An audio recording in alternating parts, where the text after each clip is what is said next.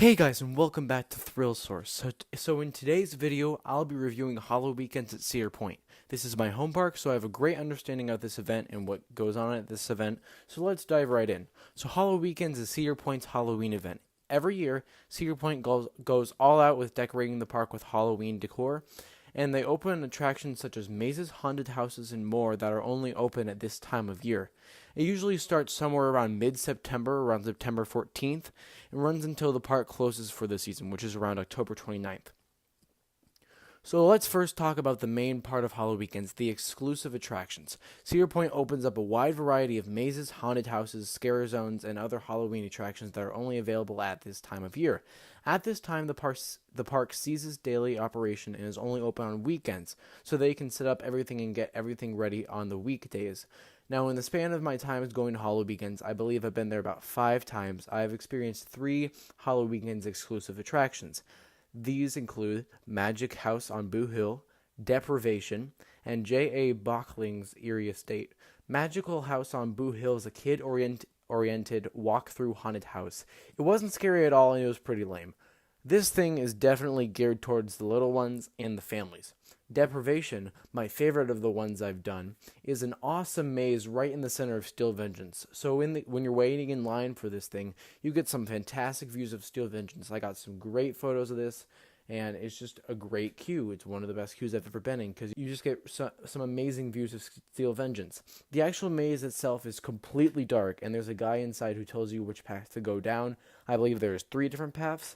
My only problem with this one is that it has exit signs telling you where to go. So that kind of ruins the whole maze type aspect. Like, where do I go? What do I do? But I'm guessing that's protocol and is legal stuff, so they can't control it. J.A. Bockling's Eerie Estate is a walk-through haunted house that I got a few scares in, but my group walked too fast and we didn't get that many scares because we were right behind another group who kept getting all of them, so we didn't get that much. It is very long though, which is nice. However, I was in line for this thing for about 45 minutes, and it really wasn't worth the wait. These attractions get very long lines, and if you don't have Fright Lane, it's not very good. But since Deprivation is so secluded, it doesn't get that long of a line because it's so far back in the park. And these attractions are really fun, and I would highly recommend most of them. Now we're moving on to the decorations, and holy cow, this is where Cedar Point excels. The entire park is decked out with different Halloween decorations. They have some animatronics that they only bring out for this time of year that are pretty funny, and they have plenty of live performers dressed up like monsters or scary things. There's a lot of people with makeup on, and a lot of live performers.